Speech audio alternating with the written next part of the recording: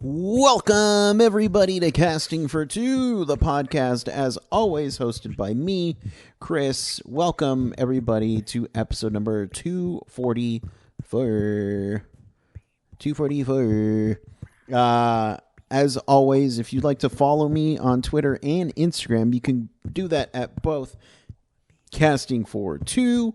I'm starting to get into streaming with the awesome guys from Concal Pod, or Constantly Calibrating. They host a show called Concal Pod. But you can do that. Follow me over on Mixer, mixer.com/MrCMH93, MRCMH93. And I'm starting to get into streaming. I think it's pretty fun streaming with a group. And I think I picked a great group of guys to do that with. So I'm excited about that. And of course, the podcast the newly formed Ramble Jam with Josh Silverman from Concal Pod. It's called Ramble Jam, and we do that every Wednesday at 5 Pacific, 8 o'clock Eastern, and that's every Wednesday. And so far we've done 2 episodes. And it's been a blast, so I'm happy to be podcasting with Josh. He's a good guy. And, of course, you can... I don't know, of course. I should talk about my guest, though. My guest can be seen from The Good Doctor. Her name is Tamlyn Tomita, and she is absolutely wonderful. We had a great chat. She's been in so many projects, so many great projects. And I know I could have talked her ear off about all those projects, but this just means I gotta have her back on. Tamlyn, you're an absolute delight. And you know what? Let's stop talking and get into this episode. So sit back, relax, and Chris, cue the music, please.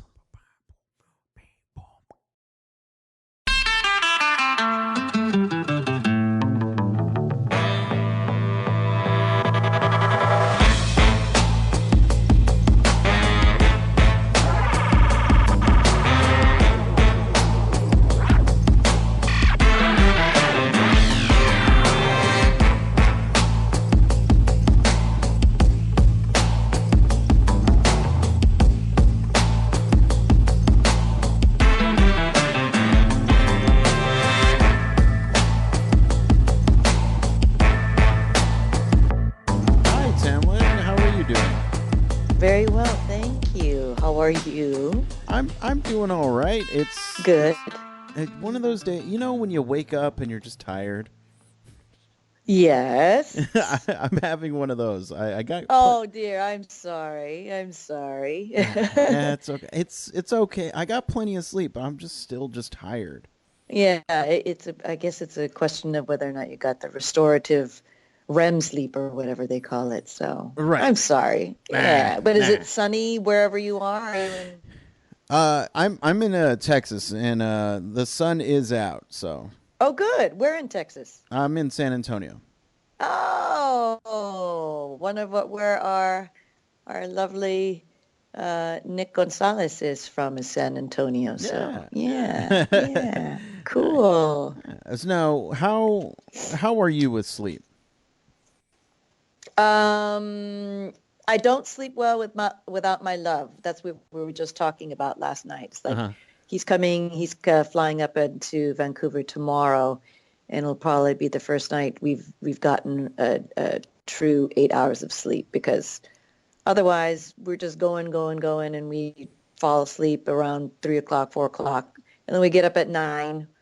We get like 4 or 5 hours of sleep average. Yeah, so it's kind of difficult, but. Otherwise, I can sleep before the plane takes off. I could sleep inside a restaurant if I'm too drunk. I could sleep on somebody's couch if I'm being boring conversationally. So yeah, it's here and there. But yeah, yeah. But when I'm tired, 20-minute power naps are really super good. So I hope that you get a chance to get one in the sun today. Yeah, hopefully. But you guys shoot The Good Doctor in Vancouver, right? Correct. Is it, because I have friends that live in Vancouver and they're constantly working. Do you ever have any clash with other productions going on? No, because they're Canadians here, and so Hmm. they're super nice and they're super kind and they're super accommodating. And the only thing there's a clash about maybe is a parking space jam kind of Oh, okay. thing. Okay. Yeah, but that's about it. But if you don't know, one of the hotels here is called Hollywood North because the bar is apparently one of the, most popular spots for everybody to decompress. Gotcha. Okay. And yeah, yeah. And so how long are you in Vancouver for?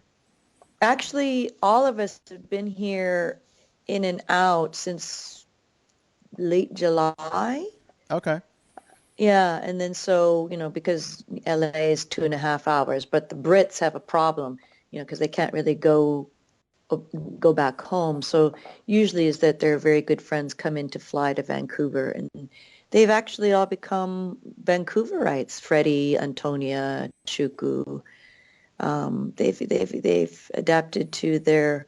I guess Canada is our in between sister between the States and Britain Right. because it's got a bit of the West Coast, Pacific Coast influence, but then it's got the British civility and culture and politeness. So I think it really suits them. But us LA people, home is 2.5 hours away, so it's not that bad. Nice, nice. Yeah, and because when I went to school in Canada, I wanted to get out of my element, but I felt like Canada was similar enough where I wouldn't be like, what's this place about? It's Correct. It's like, what's the language, or right, why do they spell it with a Q? It's like, what does that mean? Why are dollar bills and coins? I don't right. understand. I cannot Color doesn't compute. have a U in it. Yeah, exactly. Yeah, Where'd you go to school? UBC? yeah, I went. It's actually Okay. Victoria. Okay. Yeah, Okay. just Gotcha. right off the coast of British or of Vancouver. So, Vancouver, why'd you decide to come up here? Get uh, some winter? well, I was living in Oregon, so at the time, so Oh, it's I'm very familiar with the Pacific Northwest, and the Vancouver Victoria happened to have a school that I wanted to go to. So, cool. Cool beans. Yeah. It's gorgeous up here. So I can only did you go all 4 years to Victoria? I only went 1 year. Yeah, it was an accelerated program, Okay, cool. Cool, cool, cool, but cool. yeah, Yeah. Yeah. I still have all my friends up there, and they're just hanging out and working, and Hanging out and going out in the sunshine today because it rained all day yesterday and it's been snowing.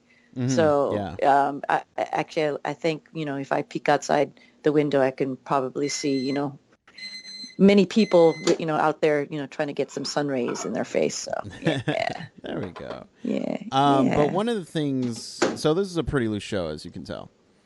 Okay. But one thing I'd like to know is when did you first get that acting bug? The first acting bug. Well, I went to a very proactive church in terms of entertainment. There was lots of, Christmas musicals, Easter musicals, Hmm. summer musicals, things that, involved all the kids. So maybe that was maybe a little bit of a bug, but I never really entertained the idea of becoming an actor until I was asked to audition for Karate Kid 2. So Hmm. I really never pursued anything. I was going to become a history teacher, and specifically for junior high. Okay, okay. I had a similar thing where I loved history and I wanted to teach American history. Ah, yeah. See, it's about the stories of our nation. That's what's super interesting. And I think about acting.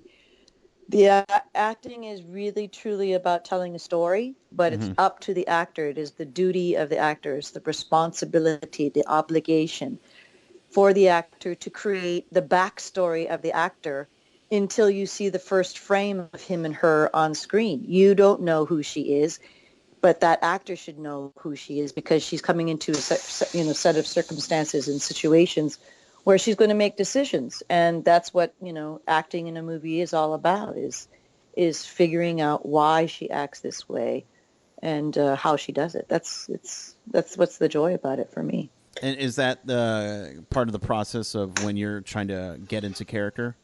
Correct. Yeah, that's what I'm supposed to do. It's like nobody's paying me to figure out what school I went to, where I grew up. Maybe the writers have an inkling, Mm-hmm. but it's the actor's job to figure it out. It's like, we've got a script. She's doing this, in reaction or with the motivation to elicit a reaction from the other characters. And it's up to me to figure out all that juicy stuff, what she makes for breakfast in the morning, who she's sleeping with, Mm-hmm. what was her parents like. That's what the joy of it for acting is of me. And that work really never stops. As long as the story keeps on being told. I mean, that's why we're in a situation in a television series. It really cannot stop, because every situation that the writers come in is a new deal. But it's that's what the joy, and as well as simultaneously the frustration, because it's like, oh my God, I never thought about that, or I should have thought about that. We've never complete the person. Right. And is it hard for you to walk away from a character that you've spent so much time creating? Sometimes yes, if she's kind of taken a toll, Mm-hmm. or she's been she finds her in a situation where I've never could imagine being in, um, or something that's more closer and truer to my own experience. That's where it gets a little bit dicey, Mm-hmm. because I have to resolve what my true reaction would be in that same situation versus the characters, because our personalities are different. Mm-hmm. And I'd like to say I would be as heroic or as brave, but more often, it's a little bit more vulnerable and a little bit more uh, open to a lot of questioning and reasoning. Gotcha. Okay. Now, do you have an example of a character that you were just happy to say goodbye to? Um, well, I always make it a choice of mine. If I'm going to play a bad guy, Mm-hmm. and it's usually because they're usually in TV, because that's the opportunity for actors comes more often in TV, of course. Mm-hmm. It's just proportionally, there's more opportunity there. Whenever I play a bad guy on TV, and because I'm very conscientious of who I am and what my background is, being an Asian woman, if I'm Mm-hmm. going to be playing a bad guy who's an Asian woman, I always make it a point to make sure there is another Asian character in that same show to balance the bad villain that I get to Okay. play. So when I play a bad villain, that's kind of hard, because you say, "Oh my God, what is she doing? Why does she do this?" And to figure out why she does it. Bad guys are really interesting and super tricky to tackle, Mm-hmm. because you have to figure out why she's doing such a horrendous, heinous act. She's not doing it with delight. She's not going, nah, nah, nah, I'm gonna, slice your neck open, with this knife because it looks cool. She has to figure out what the price is paid for her to take a life, if Mm-hmm. there is a price to pay. And it's to protect, a loved one. It's to protect her assets. It's to protect her boss. There's some reason she's doing it to protect something. There is a love, there's an attachment, there's an obligation to something, somebody, a code. And that's what's kind of weird, because it's you don't understand, being finding yourself in a situation where you would be pushed to do, you know, um, inhumane acts. And sometimes those are, I get nightmares once in a while, but Mm-hmm. once they settle down, they're done and over with. And I don't like to go back and revisit, but it does prepare you for, seeing, empathizing and understanding people who are in plight. Right. Okay. Okay. Yeah. Nice. And so when you're I love so I'm fascinated with actors because I love the fact that they're able to create something, not out of nothing, but virtually give up a piece of themselves. And Mm-hmm. I'm just wondering that when you're, oh wow, I forgot what I was gonna say. When you're creating a character, well, first of all, did you go to school and kind of take time to learn all this? No, I have had wonderful teachers Hmm. with wonderful on-the-job training. Okay. Yeah. Okay. And so when wow, I had a great question and I forgot it. It's okay. I'm so bummed. It'll round back to you. Right. Yeah, it'll round back to Well, you. because I was looking at your all the projects that you've done and just so many just wonderful things you were a part of. Was a huge fan of L.A. or Law and Order L.A. Oh, wow. Even though we were only one season? Yes. Now let me tell you, Wow. my dad is the Law and Order fan. He will watch Law and Order, but I always felt like I was always in the middle of Law and Order. I Mm-hmm. couldn't really fully get into it. So then when Law and Order LA came out, I was at the right age where I can start fresh. Mm-hmm. And yeah, I enjoyed that show so much. Well, it's very, for lack of a better word, it's very comforting, Mm, beginning, middle, end. But then if we're lucky, there is a through line or an arc that runs through multiple episodes. It usually deals with a particularly interesting case with, lots of complexities or a personal problem with one of the major characters. So it gets you at two levels. It gives you, the beginning, the middle, and the end of a story of mm, a particular case. But then it weaves through, the personal attachments that you gain in understanding who these characters who you watch week to week are and how they interact and what is it like for them to go home and put down the badge and the gun. That's right. that's what's super interesting. Yeah. Right. And so, kind of on the flip side of what I asked you, is there a character that you were happy to say goodbye to? Are there Hmm. characters that you played for maybe an episode or in a movie that you would love to revisit? Mm. Or do you bring them back in some form or another on a different project? I don't think I conscientiously do that, Hmm. but sometimes and usually it's when, people who are sweet enough, kind enough, funny enough, to, say, oh my God, I loved you when such and such, or I think the latest one I ran into was Quantum Leap. Okay, yeah, So yeah. somebody asked me, it's like, oh my God, I loved you in Quantum Leap. And I go, oh yeah, because I can tell you, the writer of that particular episode, he really loved my name, and Hmm. he asked me if we could use my real name. And I go, okay, I don't know why. He just fell in love with it. I go, whatever turns you on, dude. And so yeah, I said yeah. And then the fact when I read the script, totally that I was able to see Sam for who he was, Hmm. the main character played by Scott Bakula. Uh, I go, oh my God, that's so fantastic. And, just to have that kind of connection with a iconic character was really, really super special. And they said, what do you think ever happened to Sam? Because I never watched the ending, Oh, but then okay, yeah. people have told me that the end credit is that, you know, Sam never returned home. And I go, oh my God, how horrible. So I would love to, so that was a recent kind of, fan interaction. And I go, oh yeah, that would be fun to see if, they ever ran into each other again or something. But, little things like that. And they're, again, you know, delightfully because they're more closely or more logically assigned to like TV appearances. Right. I really enjoy that.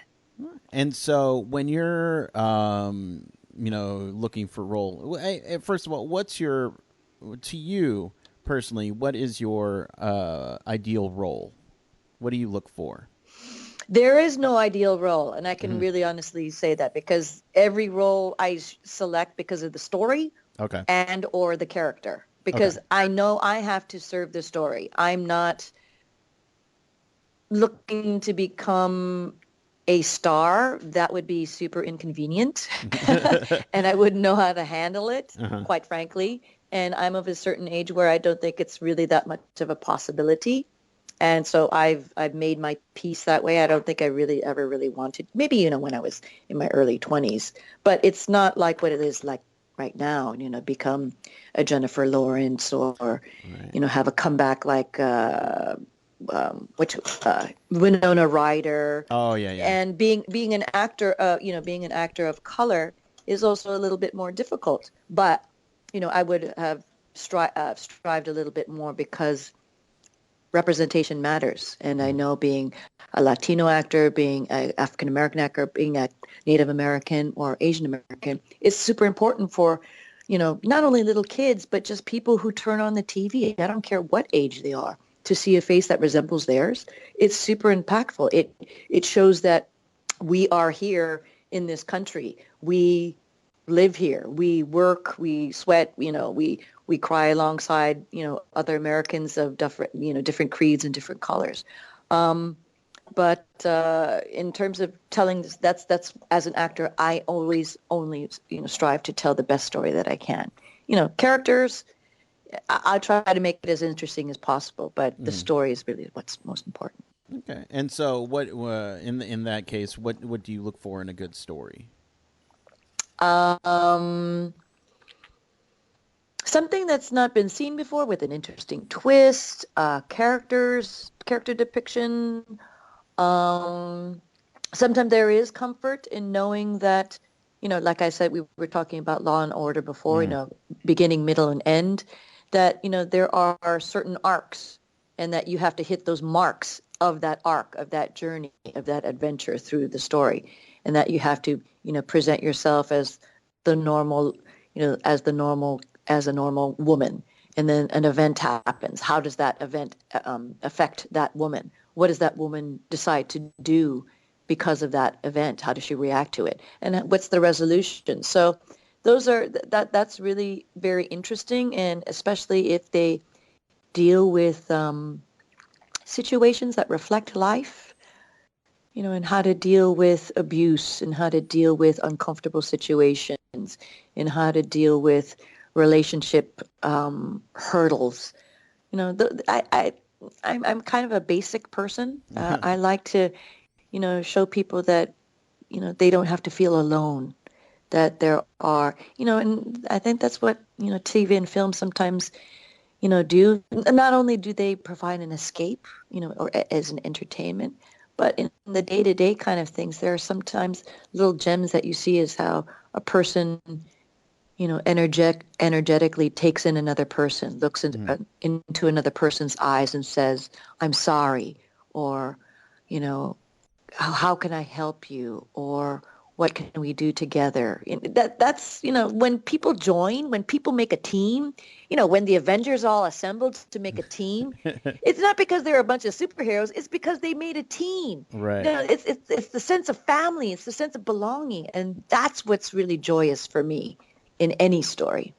Nice. Okay. Okay. Now let me ask you this: if you could pluck yourself into any Hmm. movie, like Hmm. sky's the limit, any movie, which one would you want to be in?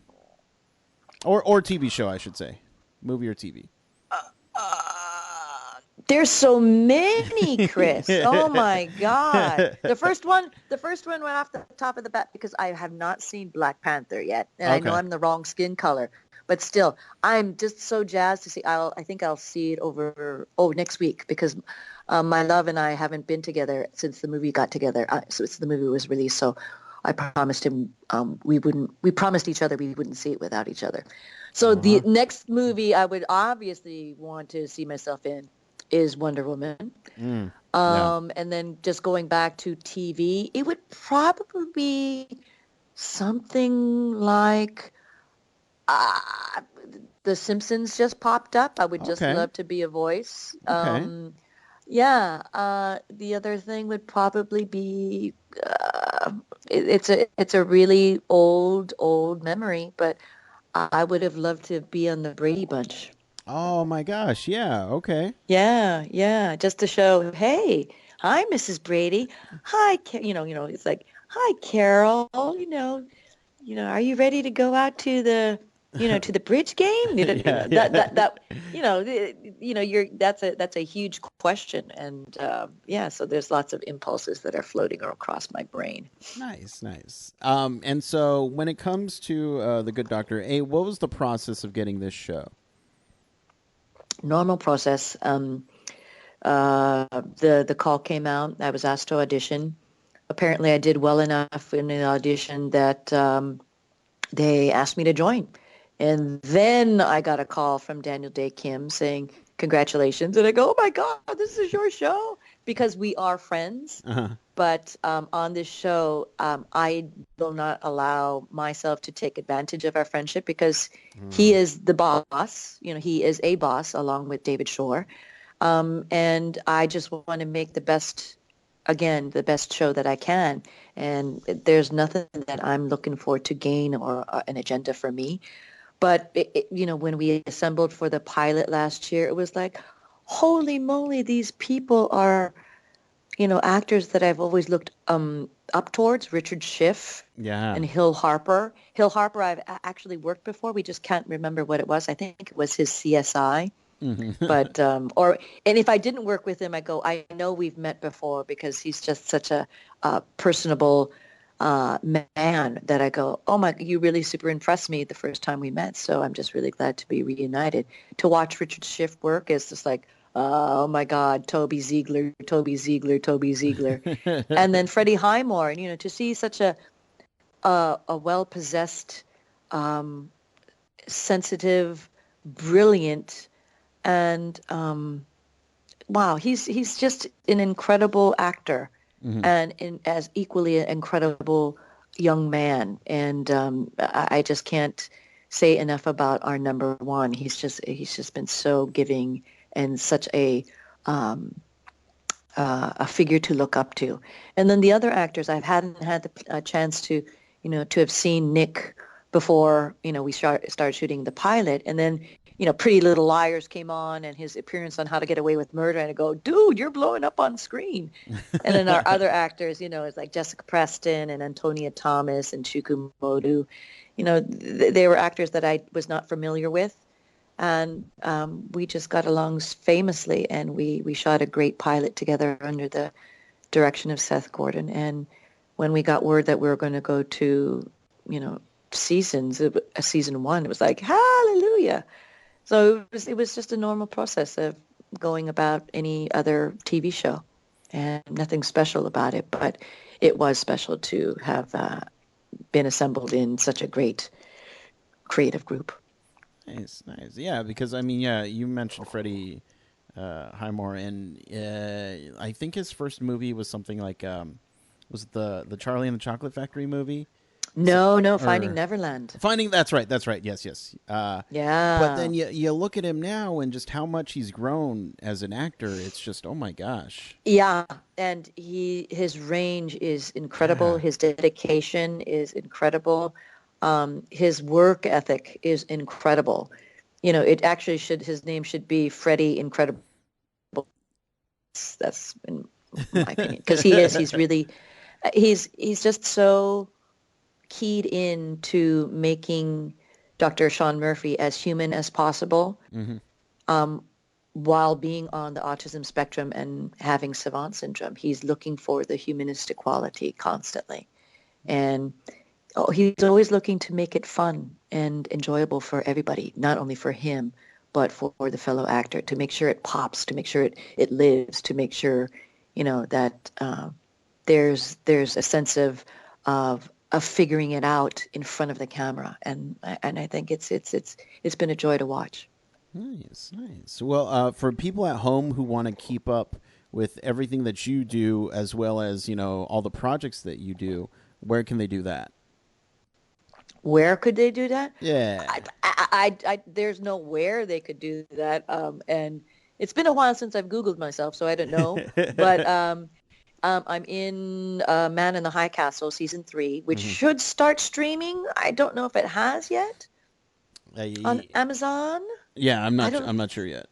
Yeah, so I'll be in season 3, and that'll start streaming soon on Amazon. I'm also in 2 wonderful shorts. I'd like to give a shout out to. One is called the Ningyo, Ningyo, and it's kind of supernatural kind of mystery, written and directed by oh God, what was it? Miguel Rivera Mm-hmm. and Tran Ma, and it's won a bunch of sci-fi short films awards. Miguel Ortega, sorry, forgive me. But it's a wonderful visually. It knocks it out of the park. Miguel and Tran are masters, Mm-hmm. and I hope that people get to see it. I think it's on Vimeo or something. Okay. Also, there's another woman-directed piece by Camille Wood, and it's called Real Artists, and I star alongside Tiffany Hines. And it's a story about AI, artificial intelligence, and filmmaking. Okay. So I'll just leave you with that. And I believe you could find that on the Short Film Festival circuit right now. And otherwise, just pop it on, Google it, and I think you'll find some access to it. Nice. But those are 3 things, yeah. Besides The Good Doctor, we've got 3 more episodes to show. And then season 2, we're crossing our fingers as we speak that will go on. And we'll see a nice, arc with not only Dr. Sean Murphy, but the rest of the characters at San Jose St. Bonaventure Hospital. Nice. Well, I'll have my fingers crossed for you guys as well. Thank you. Thank you so much. Yeah, I had a pleasure chatting with you. It was a pleasure, Chris. Thank you. I feel like we can talk so much about character development, but we'll save that for another time. Okay. Fantastic. All righty. But I'll let you go and enjoy what sunshine you have, all right? I will. I'm going to escape as soon as we get over this phone call. So thank you so very much for your time and for your interest. And thanks to all your viewers for listening. It's been a pleasure. Thank you. Absolutely. Thank you. And you have a wonderful day, all right? All righty, Chris. Thank you. All right. Bye-bye. Bye-bye.